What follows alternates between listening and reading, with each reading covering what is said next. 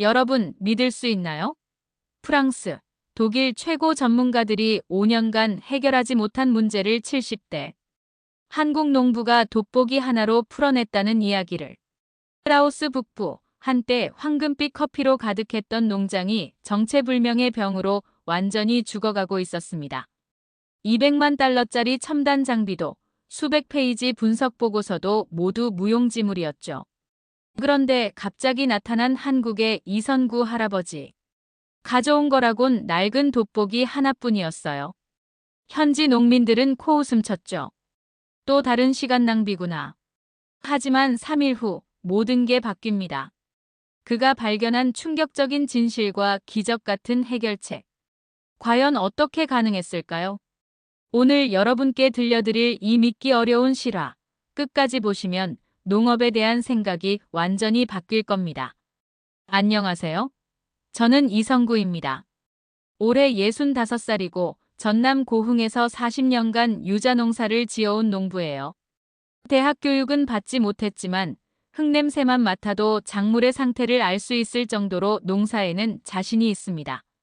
오늘 여러분께 들려드릴 이야기는 제가 지난해 라오스에서 겪은 일이에요. 한국농촌진흥청에서 갑자기 연락이 와서 라오스 북부 폰살리 지역의 커피 농장 문제를 해결해 달라고 하더군요. 처음엔 제가 커피 농사를 해본 적도 없는데 왜 저를 부르나 싶었어요. 폰살리에 도착한 첫날, 저는 정말 충격을 받았습니다. 한때 황금빛 커피 체리로 가득했을 농장들이 온통 검은 입마른 병으로 뒤덮여 있었거든요. 마치 화재라도 난 것처럼 나무들이 새까맣게 타들어가고 있었어요. 현지 농민 칸퐁 씨가 저를 안내해 주었는데 그의 첫마디가 가슴을 찔렀습니다. 한국에서 오신 분도 결국 우리를 실망시키실 거죠? 라고 하더군요. 그의 눈빛에서 5년간 쌓인 절망을 읽을 수 있었어요. 칸퐁 씨의 설명을 들어보니 상황이 정말 심각했습니다. 이 입마른 병이 처음 나타난 건 5년 전이었는데 그 후로 지금까지 수많은 전문가들이 다녀갔다고 해요. 프랑스 농업연구소에서 7명, 독일 커피재단에서 5명, 그 외에도 네덜란드, 벨기에에서 온 박사들까지 포함하면 총 20명이 넘는 세계 최고 수준의 전문가들이 와서 연구했다고 합니다. 그들이 가져온 장비도 어마어마했어요. 200만 달러짜리 토양 분석기, 첨단 현미경, 분광 분석기 등등 제가 평생 본 적도 없는 기계들이었죠. 분석 보고서만 해도 수백 페이지에 달했다고 해요. 하지만 결론은 모두 똑같았습니다. 원인 불명, 추가 연구 필요, 현재 기술로는 해결 불가. 농장을 돌아보면서 농민들의 이야기를 더 들어봤어요. 처음엔 한두 그루씩 죽기 시작하더니 이제는 농장 전체로 번졌다고 합니다. 더 안타까운 건 이 병이 커피나무만 죽이는 게 아니라는 거였어요. 젊은이들이 하나둘 도시로 떠나고 마을 인구가 절반 이하로 줄었다고 하더군요. 칸퐁 씨가 보여준 한 그루의 커피나무는 정말 처참했습니다. 잎사귀마다 검은 반점이 번져 있었고 줄기에서는 끈적한 진물이 나오고 있었어요. 냄새도 역겨웠죠. 달콤했을 커피 향 대신 썩은 냄새가 코를 찔렀어요. 라오스 농업부 관계자분도 만났는데 그분의 표정에서도 깊은 절망을 읽을 수 있었습니다. 더 이상 희망이 없다는 듯한 모습이었어요. 정부 예산도 바닥났고 농민들의 원성도 높아져서 정치적으로도 큰 부담이라고 하시더군요. 그날 밤 숙소에서 혼자 생각해봤어요. 과연 내가 세계 최고 전문가들도 해결하지 못한 문제를 풀 수 있을까? 하지만 동시에 이런 생각도 들었습니다. 그 많은 전문가들이 정말 농민의 마음으로 이 문제에 접근했을까? 다음 날 아침 일찍 농장으로 나갔습니다. 사실 밤새 잠을 제대로 이루지 못했어요. 머릿속에서 어제 본 그 참혹한 커피나무들의 모습이 계속 맴돌았거든요. 하지만 포기할 수는 없었습니다. 멀리 라오스까지 와서 아무것도 하지 않고 돌아갈 수는 없잖아요. 농장에 도착하니 현지 농업부 관계자들과 농민 대표들이 모여 있었어요. 제가 가져온 장비를 보고는 모두들 당황하는 표정이었습니다. 다른 전문가들은 트럭 서너 대 분량의 기계를 가져왔는데 저는 낡은 가방 하나에 돋보기, 수첩, 볼펜 몇 자루가 전부였거든요. 농업부 담당관이 조심스럽게 물어보더군요. 혹시 장비가 따로 오는 건가요? 저는 웃으면서 대답했습니다. 이게 전부예요. 눈으로 보고 손으로 만져보면 충분하거든요. 그 순간 현장이 조용해졌어요.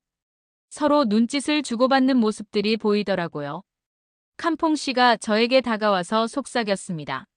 선생님, 정말 저 돋보기 하나로 해결할 수 있으신가요? 프랑스 전문가들은 기계만 해도 방 한 칸을 가득 채웠는데 말이에요. 저는 그의 어깨에 손을 올리고 말했어요. 칸퐁 씨, 기계가 많다고 해서 항상 좋은 건 아니에요. 때로는 단순한 게 더 정확할 수 있거든요. 농민들의 반응은 더욱 냉담했습니다. 한 농민이 대놓고 말하더군요. 또 시간 낭비네요. 이번엔 아예 우리를 우습게 보는군요. 할아버지 한 명의 돋보기 하나로 5년간 못 풀던 문제를 해결한다고요? 다른 농민들도 웅성거리기 시작했어요. 그래도 어쩔 수 없죠. 정부에서 보낸 사람이니 일단 구경이나 해보자고 하더라고요. 하지만 저는 전혀 개의치 않았습니다. 40년간 농사를 지으면서 이런 시선은 수없이 받아봤거든요. 제주도에서도 처음엔 그랬어요. 대학도 안 나온 농부가 뭘 안다고 하면서 무시하는 사람들이 많았죠. 하지만 결과로 보여주면 되는 거예요. 제일 먼저 한 일은 농장 전체를 둘러보는 것이었습니다. 다른 전문가들은 대부분 실험실에서 샘플만 분석했다고 하더군요. 하지만 저는 직접 모든 나무를 보고 싶었어요. 농장이 꽤 넓었지만 하나하나 꼼꼼히 살펴봤습니다. 처음 1시간 정도는 그냥 둘러보기만 했어요. 농민들은 지루해하는 기색이 역력했죠. 어떤 농민은 아예 자리를 떠나버리기도 했고요. 하지만 칸퐁 씨는 묵묵히 저를 따라다니며 설명해줬습니다. 이 나무는 10년 된 거고 저 나무는 3년 전에 심은 거라고 말이에요. 그러다가 농장 한쪽 구석에서 이상한 걸 발견했습니다. 다른 나무들과는 조금 다른 모습의 커피나무가 있었거든요. 잎의 색깔도 다르고 병변의 패턴도 달랐어요. 돋보기로 자세히 들여다보니 확실히 다른 품종이었습니다. 칸퐁 씨에게 물어봤어요. 이 나무들은 언제 심으신 거예요? 그가 대답했습니다. 아, 그건 3년 전에 정부에서 나눠준 개량 품종이에요. 네덜란드에서 가져온 거라고 했는데 수확량이 2배로 늘어난다고 해서 모든 농민들이 심었거든요. 그 순간 뭔가 직감이 왔습니다. 40년간 농사를 지으면서 쌓인 경험이 말하고 있었어요. 문제는 이 개량 품종에 있을 거라고 말이에요. 수첩에 메모를 적기 시작했어요. 3년 전 네덜란드 품종 도입, 병 발생 시기와 일치 가능성 높음. 농민들이 제 주변에 모여들었습니다. 뭔가 발견하신 건가요? 아직 확실하지 않지만 흥미로운 점을 찾았어요. 저는 조심스럽게 대답했습니다. 조금 더 관찰해봐야겠어요. 그날 오후 내내 그 개량 품종 나무들을 집중적으로 관찰했습니다. 토종 커피나무와 비교해보니 확실히 차이가 있었어요. 병변의 시작점, 진행 속도, 색깔까지 모든 게 달랐습니다. 이건 분명 중요한 단서였어요. 해질 무렵 칸퐁 씨가 조심스럽게 물어봤습니다. 선생님, 혹시 해결 방법을 찾으신 건가요? 저는 고개를 저었어요. 아직은 아니에요. 하지만 문제의 실마리는 보이기 시작했어요. 내일부터 본격적으로 조사해 보겠습니다. 다음 날 새벽 5시에 일어나 농장으로 나갔습니다. 농민들이 오기 전에 혼자서 나무들과 대화하는 시간을 갖고 싶었거든요. 40년간 농사를 지으면서 배운 게 있어요. 나무들은 말을 할 수 있다는 거예요. 물론 사람 말은 아니지만 잎사귀 색깔, 줄기 상태, 뿌리 냄새로 자신의 이야기를 들려준답니다. 농장에 도착하니 아직 아무도 없었어요. 고요한 새벽 공기 속에서 커피나무들을 하나씩 관찰하기 시작했습니다. 돋보기를 들고 잎사귀를 자세히 들여다보고 손으로 줄기를 만져보고 때로는 뿌리 주변의 흙을 파서 냄새를 맡아봤어요. 첫 번째로 확인한 건 토종 커피나무였습니다. 병에 걸리긴 했지만 뿌리는 아직 살아있었어요. 흙에서 나는 냄새도 그리 나쁘지 않았고요. 하지만 네덜란드 계량 품종은 완전히 달랐습니다. 뿌리가 거의 썩어 문드러져 있었고 냄새도 역겨웠어요. 더 자세히 관찰해보니 놀라운 사실을 발견했습니다. 토종 커피나무는 잎끝부터 병변이 시작되는데 계량 품종은 줄기 부분부터 검게 변하기 시작하더군요. 이건 완전히 다른 패턴이었어요. 마치 두 가지 다른 병이 동시에 진행되는 것 같았습니다. 6시쯤 되니까 칸퐁 씨가 농장에 나타났어요. 선생님, 벌써 나오셨네요. 저는 그에게 어제부터 궁금했던 걸 물어봤습니다. 칸퐁 씨, 혹시 이 병이 정말 5년 전부터 시작된 게 맞나요? 그가 고개를 갸우뚱하더군요. 네, 5년 전 여름부터 시작됐어요. 왜 그러세요? 저는 그를 가장 오래된 토종 커피나무 앞으로 데려갔습니다. 이 나무 좀 보세요. 병변의 흔적을 자세히 보면 5년보다 훨씬 오래된 것 같은데요. 칸퐁 씨가 돋보기로 들여다보더니 놀라는 표정을 지었어요. 정말 그러네요. 이 검은 자국들이 꽤 깊숙이 박혀 있어요. 그때 제가 중요한 질문을 했습니다. 혹시 5년 전 이전에도 나무가 조금씩 아팠던 적은 없나요? 아주 미미해서 별로 신경 쓰지 않았던 증상 말이에요. 칸퐁 씨가 잠시 생각하더니 대답했어요. 그러고 보니 7, 8년 전부터 가끔 잎이 누렇게 변하는 나무들이 있었어요. 하지만 그때는 날씨 때문인 줄 알았거든요. 바로 그거예요. 저는 무릎을 쳤습니다. 이 병은 5년 전에 갑자기 생긴 게 아니라 훨씬 전부터 서서히 진행되고 있었던 거예요. 그런데 3년 전 네덜란드 계량 품종이 들어오면서 급격히 악화된 거라고요. 다른 농민들도 하나둘 농장에 나타나기 시작했어요. 저는 그들에게 제 가설을 설명해 줬습니다. 처음엔 토종 커피나무에 약한 진균이 있었는데 저항력이 약한 계량 품종이 들어오면서 그 진균이 급속히 번식하게 됐다는 거였어요. 한 농민이 반박했습니다. 그럼 네덜란드 품종이 문제라는 건가요? 하지만 그 품종은 유럽에서 아무 문제 없이 자라고 있잖아요. 저는 고개를 끄덕였어요. 맞습니다. 유럽에서는 문제 없을 거예요. 하지만 라오스의 기후와 토양은 완전히 다르잖아요. 제가 한국에서 가져온 간단한 현미경으로 병변 부위를 자세히 관찰해 봤어요. 토종 커피나무의 세포벽은 두껍고 단단했지만 계량 품종의 세포벽은 얇고 약해 보였습니다. 라오스의 높은 습도와 온도에 적응하지 못한 거였어요. 오전 내내 농장 곳곳을 돌아다니며 패턴을 찾아봤습니다. 흥미롭게도 계량 품종 근처에 있는 토종 커피나무들이 더 심하게 병에 걸려 있었어요. 마치 계량 품종이 진균의 번식기지 역할을 하는 것 같았습니다. 점심때가 되자 라오스 농업부 담당관이 농장에 나타났어요. 어제부터 지켜보고 있는데 뭔가 발견하신 것 같군요. 저는 그에게 지금까지 관찰한 내용을 설명해 줬습니다. 담당관의 표정이 점점 심각해지더군요. 그가 말했습니다. 만약 정말 네덜란드 품종이 문제라면 큰일이에요. 정부에서 전국 농민들에게 그 품종을 보급했거든요.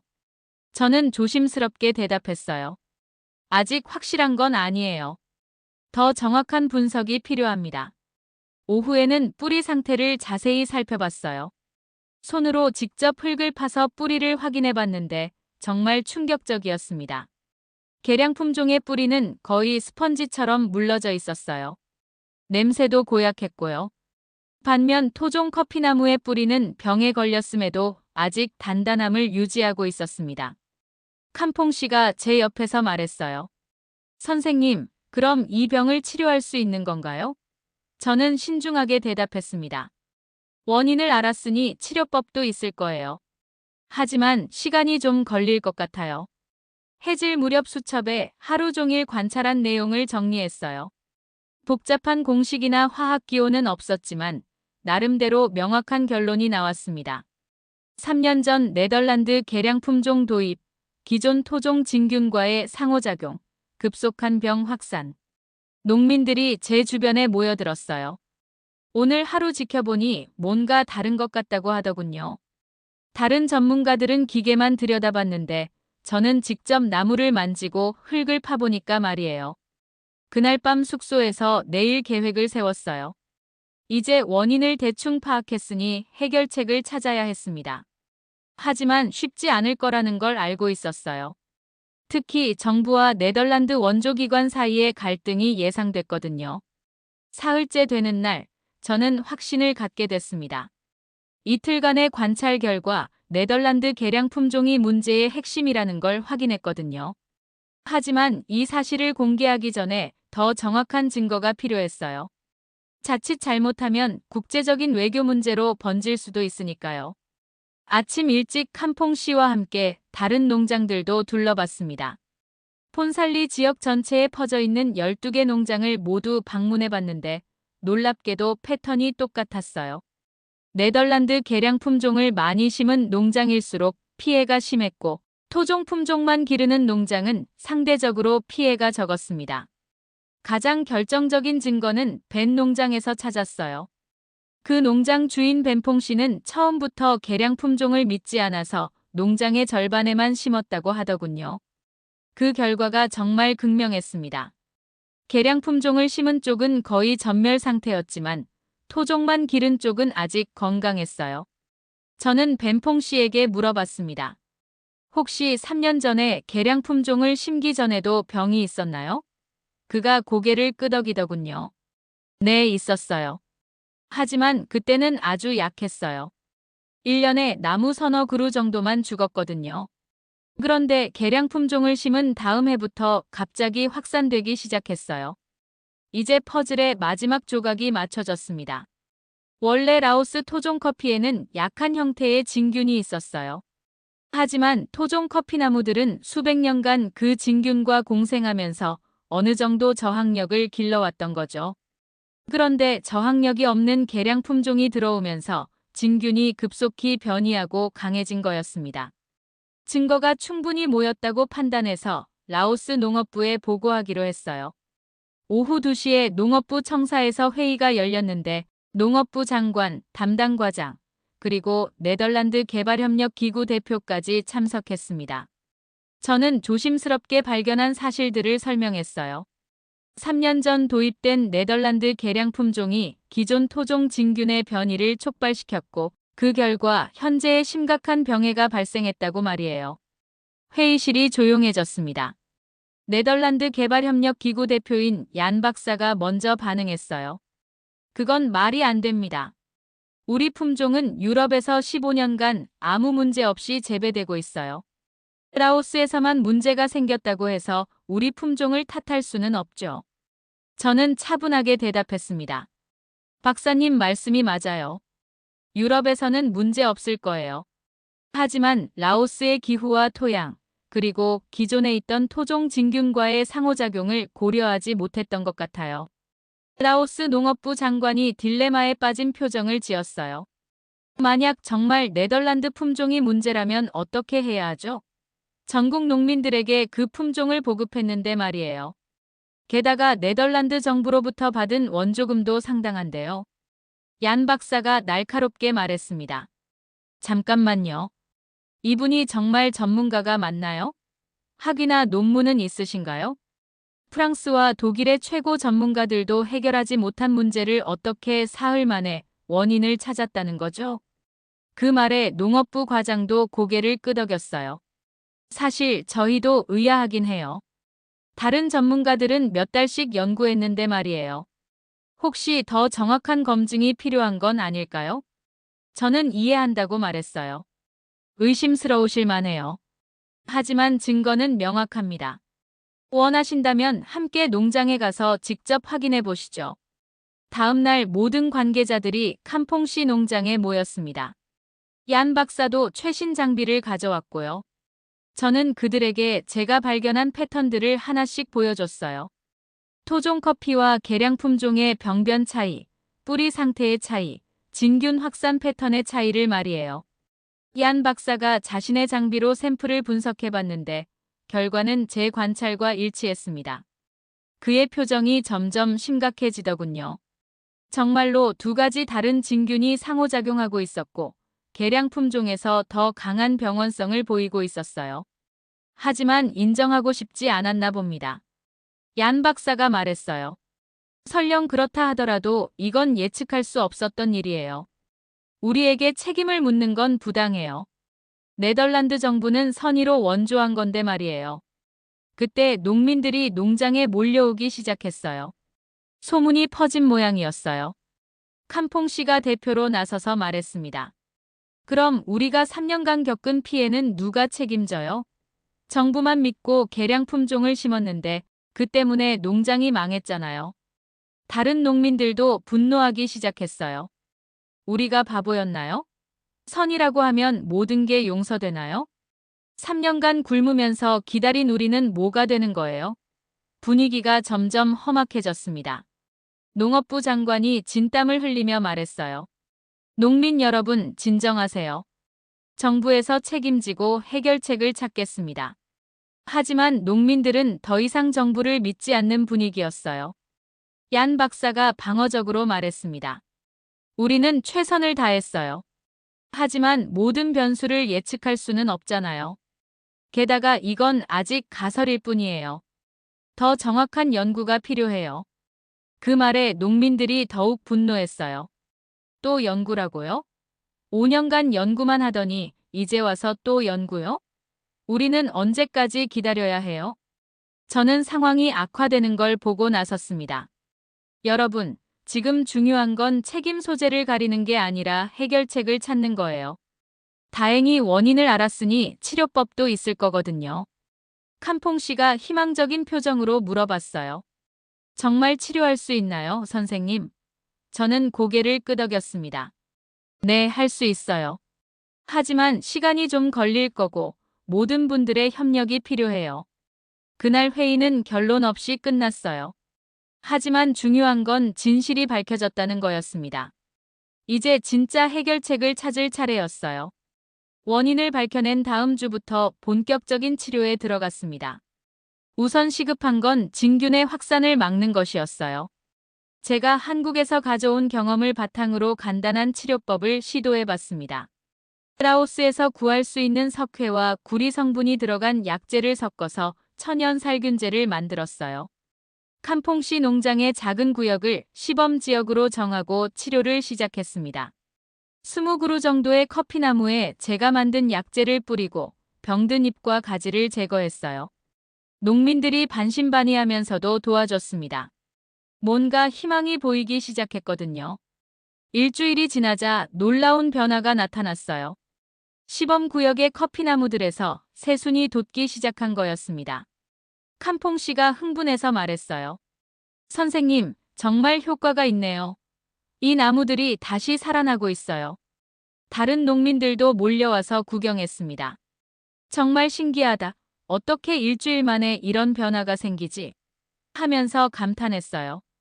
저도 기뻤지만 너무 성급하게 좋아하지는 않았어요. 아직 시작일 뿐이라고 생각했거든요. 하지만 2주일째가 되면서 예상치 못한 문제가 생겼습니다. 라오스의 우기가 시작된 거예요.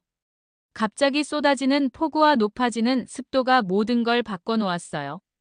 제가 만든 약재가 비에 씻겨나가고 습한 환경에서 진균이 다시 활발해지기 시작했습니다. 3일 연속 내린 폭우 후에 농장을 확인해 보니 충격적인 광경이 펼쳐져 있었어요. 일주일 전까지 새순을 틔우던 커피나무들이 다시 시들기 시작한 거였습니다. 더 심각한 건 병변이 이전보다 더 빠르게 퍼지고 있다는 거였어요. 칸퐁 씨의 얼굴에서 희망이 사라지는 걸 볼 수 있었습니다. 역시 안 되는군요, 선생님. 잠깐 좋아지는 것 같더니 또 이렇게 되네요. 다른 농민들도 실망한 표정이었어요. 역시 우리한테는 기적 같은 일이 일어날 수 없나 봐요. 더 큰 문제는 다른 지역에서도 비슷한 소식이 들려온다는 거였어요.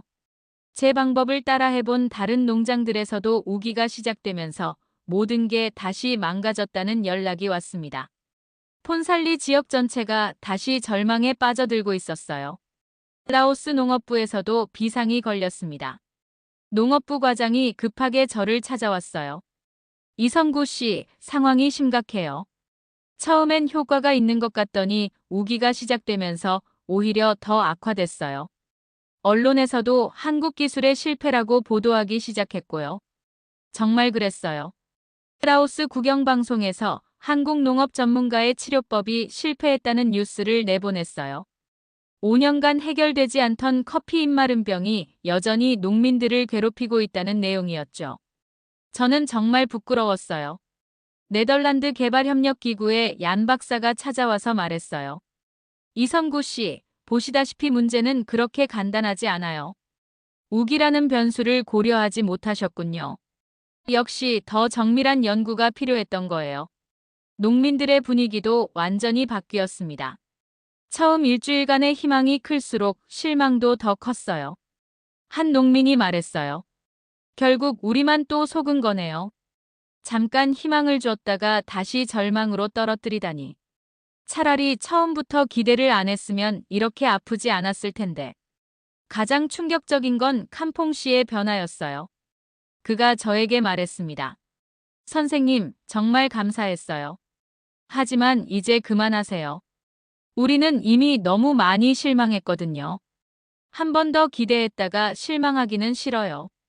그날 밤 숙소에서 한국농촌진흥청에서 전화가 왔어요. 상황이 어떻게 되고 있냐는 문의였죠. 저는 솔직하게 말했습니다. 우기 때문에 초기 치료법이 실패했다고요. 본부에서는 당황하는 기색이었어요. 다음 날 아침 더 충격적인 소식을 들었습니다. 한국농촌진흥청에서 철수 명령을 내린 거였어요. 이번 주 안에 한국으로 돌아오라는 지시였죠. 국제적으로 망신만 당했다면서 더 이상 예산을 낭비할 수 없다고 하더군요. 농장에 작별 인사를 하러 갔는데 거의 아무도 나오지 않았어요. 어제까지 함께 일했던 농민들이 모두 등을 돌린 거였죠. 칸퐁 씨만 나와서 말했어요. 선생님, 그동안 고생 많으셨어요. 하지만 우리는 이제 완전히 포기했어요. 저는 마지막으로 부탁했습니다. 칸퐁 씨, 혹시 우기가 끝나면 다시 한번 시도해 볼 생각은 없으세요? 하지만 그는 고개를 저었어요. 없어요, 선생님. 더 이상 희망 고문은 받고 싶지 않아요. 공항으로 향하는 차 안에서 정말 무력감을 느꼈습니다. 40년간 농사를 지으면서 이런 실패는 처음이었어요.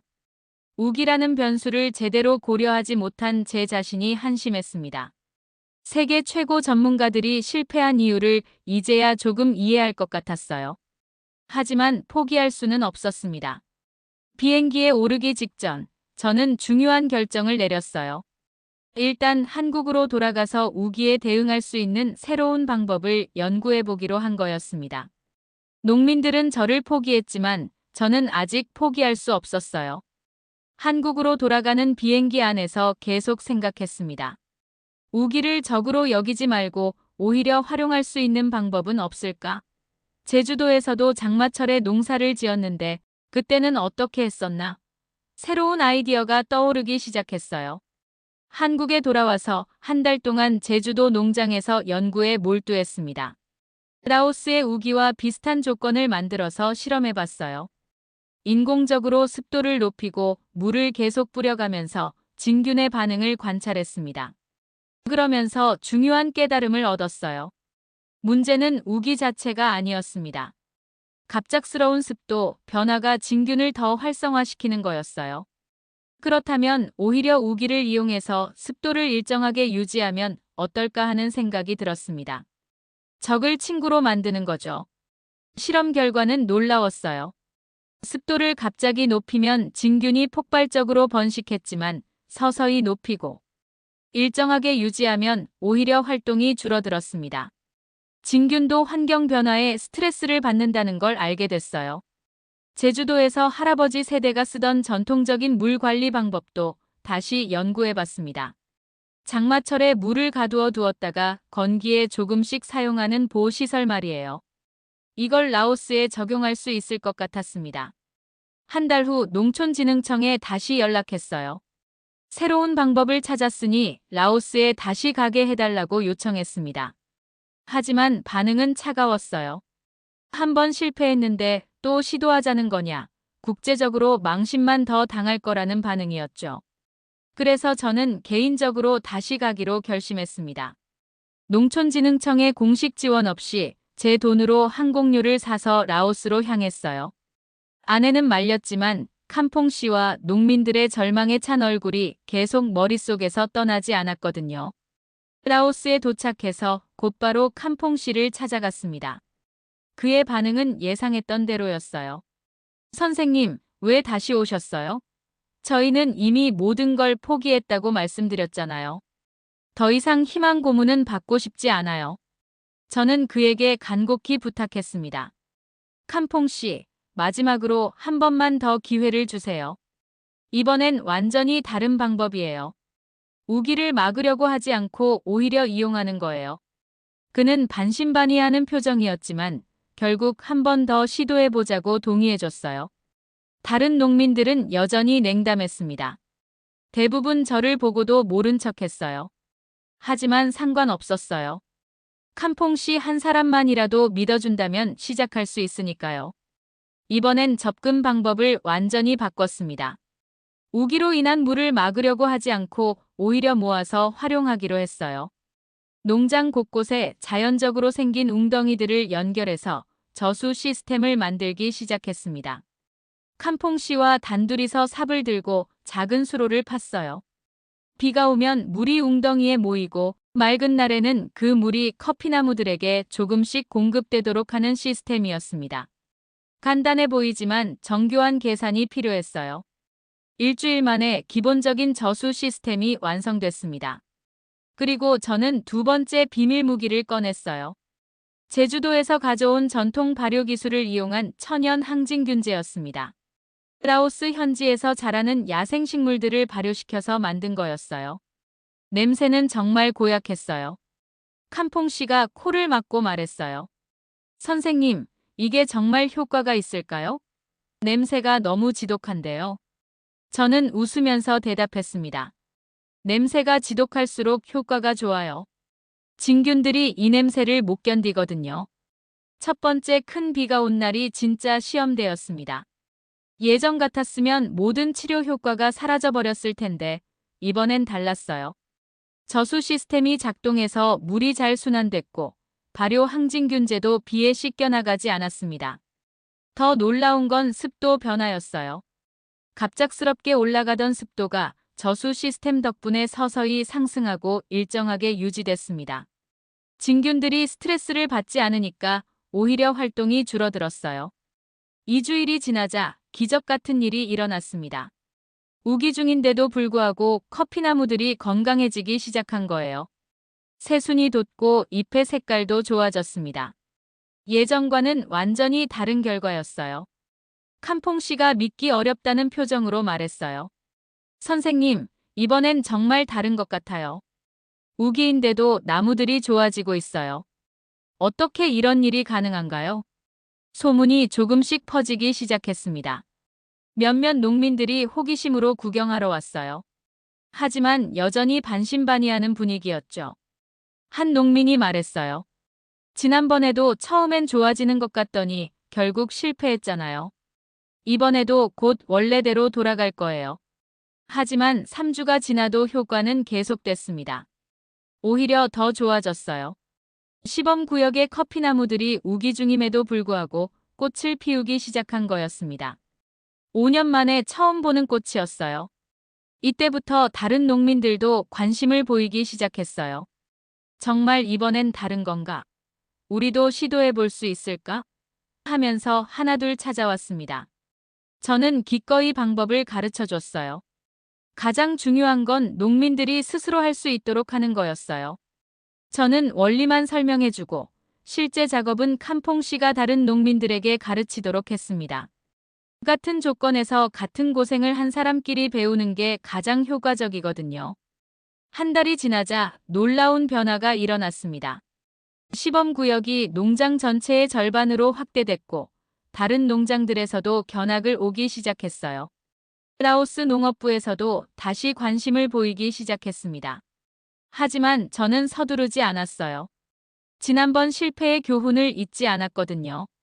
천천히 확실하게 진행하는 게 중요했습니다. 우기가 완전히 끝날 때까지 기다려보기로 했어요. 2달째가 되자 정말 확신을 갖게 됐습니다. 우기 내내 커피나무들이 건강을 유지했고 수확량도 예전보다 늘어났어요. 이번엔 진짜였습니다. 우기가 끝날 무렵 정말 놀라운 일이 벌어졌습니다. 칸퐁시 농장의 시범구역에서 커피 열매가 열리기 시작한 거예요. 5년 만에 처음 보는 붉은 커피 체리였습니다. 그것도 예전보다 더 크고 탐스러운 열매들이었어요. 칸퐁씨가 눈물을 흘리며 말했어요. 선생님, 이 열매를 다시 볼 수 있을 줄 몰랐어요. 정말 기적 같아요. 저도 감격스러웠습니다. 40년간 농사를 지으면서 이렇게 뿌듯한 적이 없었거든요. 소문이 빠르게 퍼지기 시작했어요. 다른 농장의 농민들이 하나둘 찾아오기 시작했습니다. 정말 커피가 다시 열리고 있나요? 우리 농장에도 가르쳐 주세요. 절실한 마음이 담긴 목소리들이었어요. 하지만 저는 직접 가르치지 않았습니다. 대신 칸퐁 씨에게 부탁했어요. 칸퐁 씨가 다른 농민들을 교육해 주세요. 같은 경험을 한 농민끼리 배우는 게 가장 효과적이거든요. 칸퐁 씨도 처음엔 당황했지만 곧 자신감을 갖게 됐어요. 첫 번째 교육은 인근 농장 5곳의 농민들을 대상으로 했습니다. 칸퐁 씨가 서툴지만 열정적으로 설명했어요. 물 관리의 중요성, 발효 항진균제 만드는 법, 습도 조절 방법까지 자세히 가르쳐줬습니다. 처음엔 의구심을 보이던 농민들도 점차 관심을 보이기 시작했어요. 한 농민이 말했어요. 그럼 우기가 적이 아니라 친구가 될 수 있다는 말씀인가요? 칸퐁 씨가 자신있게 대답했습니다. 네, 맞아요. 제가 직접 경험해봤거든요. 2주일 후 놀라운 소식들이 들려오기 시작했어요. 칸퐁 씨에게 교육받은 농민들의 농장에서도 효과가 나타나고 있다는 거였습니다. 물론 처음부터 완벽하지는 않았지만 분명히 개선되고 있었어요. 라오스 농업부에서도 다시 관심을 보이기 시작했습니다. 농업부 과장이 직접 농장을 방문해서 놀라는 표정을 지었어요. 정말 대단한 변화네요. 이번엔 우기에도 효과가 지속되고 있군요. 어떻게 이런 일이 가능한가요? 저는 겸손하게 대답했습니다. 특별한 기술은 아니에요. 그냥 자연과 함께 일하는 방법을 찾은 것뿐이에요. 그보다 중요한 건 농민들이 스스로 할 수 있게 된 거예요. 농업부 과장이 제안했어요. 정부에서 이 방법을 공식적으로 지원하고 싶습니다. 전국적으로 확산시키면 어떨까요? 하지만 저는 다른 의견을 제시했습니다. 정부 지원도 좋지만 농민들 스스로 전수하는 시스템이 더 중요해요. 칸퐁 씨 같은 분들이 중심이 되어서 다른 농민들을 가르치는 거죠. 그게 가장 지속 가능한 방법이거든요. 한 달이 지나자 정말 놀라운 일이 벌어졌습니다. 칸퐁 씨를 중심으로 한 농민 네트워크가 만들어진 거예요. 폰살리 지역 20개 농장의 농민들이 서로 정보를 공유하고 도움을 주고받기 시작했어요. 매주 한 번씩 모여서 경험을 나누는 모임도 생겼습니다.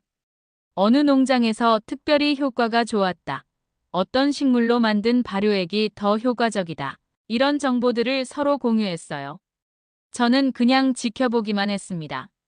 가장 감동적인 순간은 예전에 저를 의심했던 농민들이 찾아온 때였어요. 한 농민이 말했어요. 선생님, 처음엔 믿지 않아서 죄송했어요. 하지만 이제 알겠어요. 선생님이 주신 건 단순한 기술이 아니라 희망이었네요.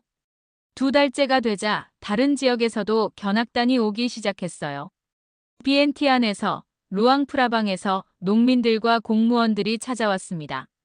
폰살리 모델을 자신들의 지역에도 적용하고 싶다는 거였어요. 하지만 저는 섣불리 확산시키지 않았습니다. 각 지역마다 기후와 토양이 다르니까 조금씩 수정이 필요할 거라고 설명했어요.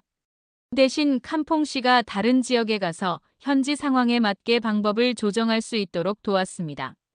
3개월 후 라오스 정부에서 공식적인 제안을 해왔어요. 농업부 장관이 직접 찾아와서 말했습니다.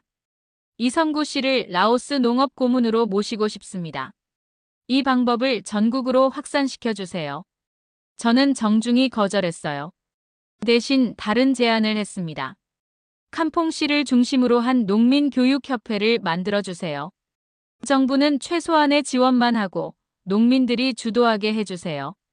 농업부 장관이 물어봤어요. 왜 정부 지원을 거부하시는 건가요? 저는 솔직하게 대답했습니다. 정부가 너무 많이 개입하면 농민들이 의존하게 돼요. 스스로 할 수 있다는 자신감이 더 중요하거든요. 결국 라오스 커피 재생 농민협회가 만들어졌습니다. 캄퐁시가 초대 회장이 됐고 각 지역에서 성공한 농민들이 교육 담당자가 됐어요. 정부는 기본적인 장비와 교통비만 지원하기로 했습니다. 4개월째가 되자 정말 놀라운 변화가 일어났어요. 폰살리 지역의 커피 생산량이 병이 생기기 전 수준을 완전히 회복한 거였습니다. 아니, 오히려 예전보다 30% 더 늘어났어요. 더 중요한 건 농민들의 변화였습니다.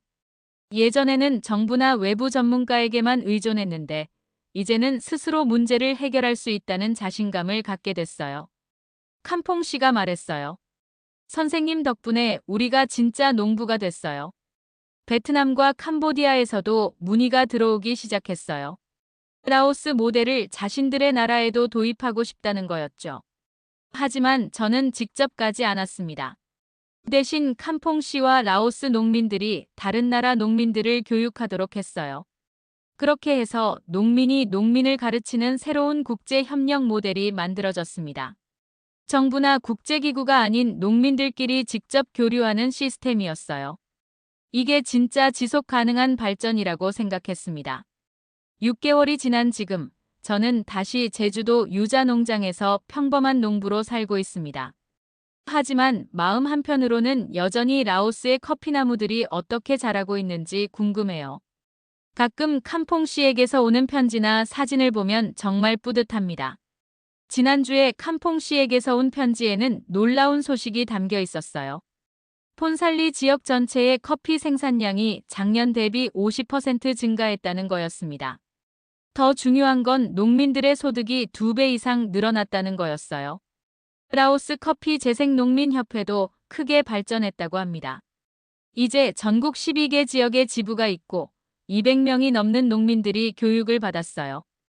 캄퐁시는 협회 회장으로서 매달 다른 지역을 순회하며 농민들을 가르치고 있다고 해요. 가장 기뻤던 소식은 젊은이들이 다시 농촌으로 돌아오고 있다는 거였어요.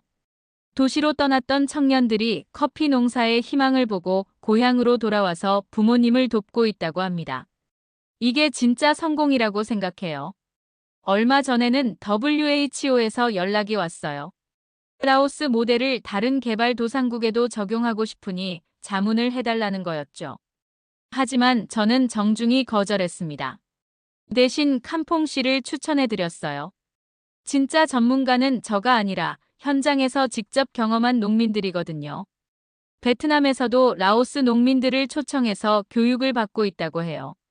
정부나 국제기구가 아닌 농민끼리 직접 교류하는 새로운 형태의 국제협력이 만들어진 거죠. 이런 모습을 보면 정말 자랑스럽습니다. 네덜란드의 얀 박사에게서도 편지가 왔어요. 처음엔 자존심이 상했겠지만 지금은 라오스 모델을 인정하고 배우려고 한다는 내용이었습니다. 앞으로는 현지 농민들과 더 긴밀하게 협력하겠다고 하더군요.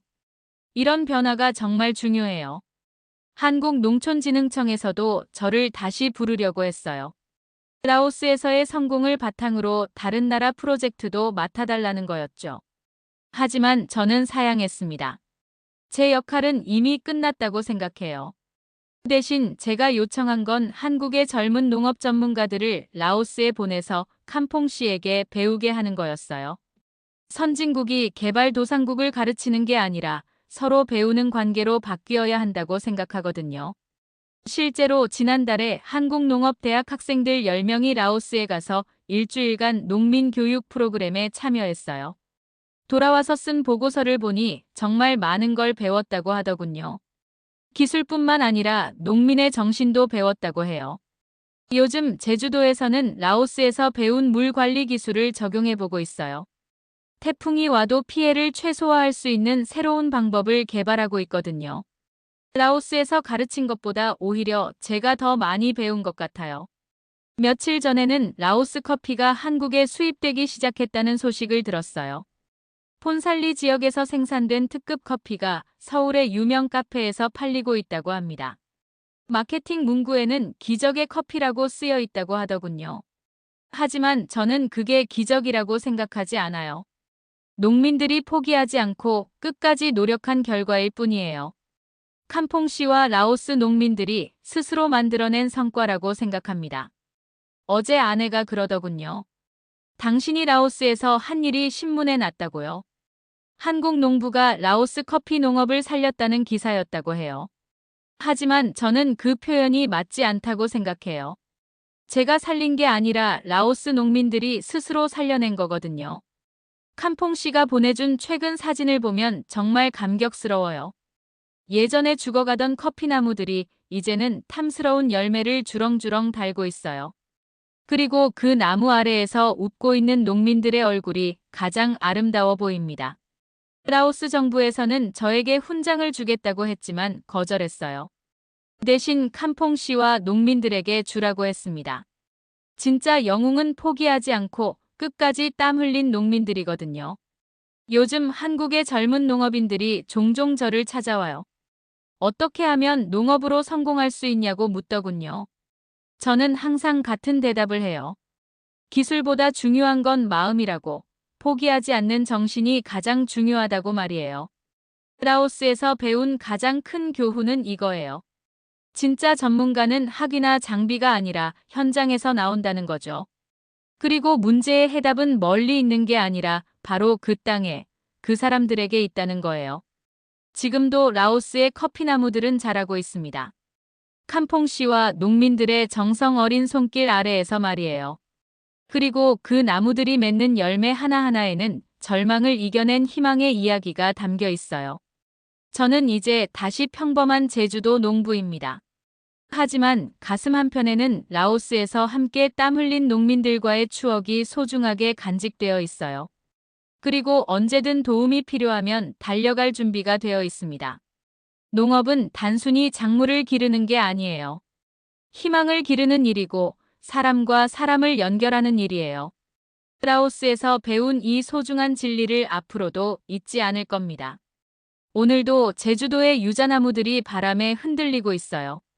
그 모습을 보면서 라오스의 커피나무들도 건강하게 자라고 있을 거라는 확신이 들어요. 그리고 캄퐁시를 비롯한 라오스 농민들의 웃음소리가 들리는 것 같습니다. 이것이 제가 라오스에서 겪은 이야기입니다. 기적 같은 일이었지만 결국 사람의 힘으로 만들어낸 기적이었어요. 포기하지 않는 마음과 서로를 믿는 신뢰가 있다면 어떤 문제든 해결할 수 있다는 걸 배웠습니다. 여러분도 어떤 어려움에 부딪히더라도 포기하지 마세요. 답은 반드시 있어요.